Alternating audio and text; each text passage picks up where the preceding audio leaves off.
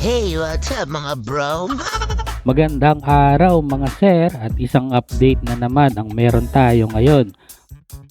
Una na dyan, Coach Brian Georgian, posibleng maging coach ng Gilas matapos nga siya tanungin kung papayag siya na maging coach ng ating national team.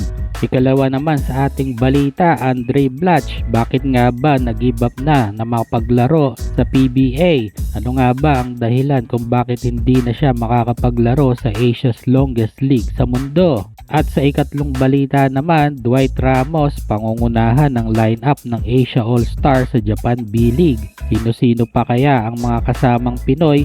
Abangan yan sa video nating ito. Pero, baka naman pwede ka mag-subscribe sa aking channel na medyo malamyak. Pero sa umpisa lang yan at babawi sa dulo. Sa unang balita natin, ayon nga sa mga balita online, mukhang payag si Coach Brian Georgian na maging coach ng Gilas. Ito nga ay kung magiging bakante ang posisyon na ito dahil nga sa kasulukuyan ay si Coach Tim ang humahawak sa ating national team. Ayon nga sa Australian coach, mag-i-end na raw ang kanyang kontrata dito sa Boomers at pagkatapos niyan ng Paris Olympics this year.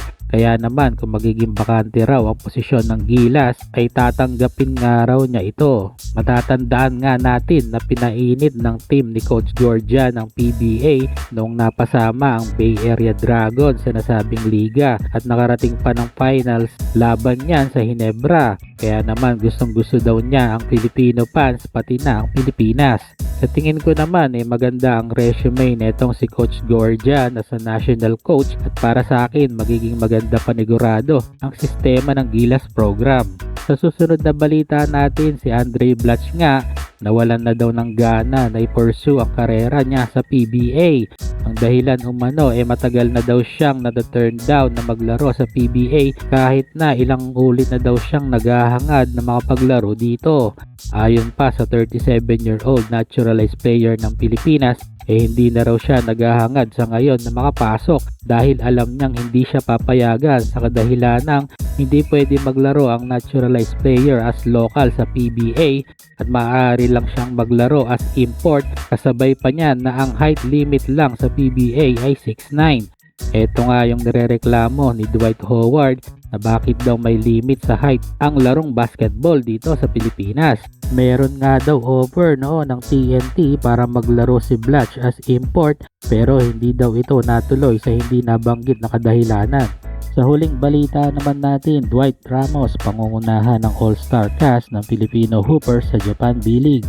Nailabas na nga ang listahan ng mga Filipino players na maglalaro sa Japan B-League All-Star Game sa January 13 yan. Kasama sa line-up ay sina Dwight Ramos as captain kung may Taguro brothers. Ito nga, may Rabena brothers naman na maglalaro, keeper at 3D. Kasama din si RJ Abarientos ng Shinshu Brave Warriors, Matthew Wright ng Kyoto, Ray Parks Jr. ng Nagoya at si Kai Soto nga ng Yokohama Corsairs. Nasa lineup din ang Filipino All-Star na si Carl Tamayo ng Ryukyus, Roosevelt Adams ng Yamagata at ang 7-footer na si Greg Slaughter ng Zephyr Fukuoka. Gaganapin ang All-Star Game sa Okinawa, Japan kung saan may dunk contest din at 3-point shootout. Yan ang ating mga balita ngayong araw. Maraming salamat mga sir!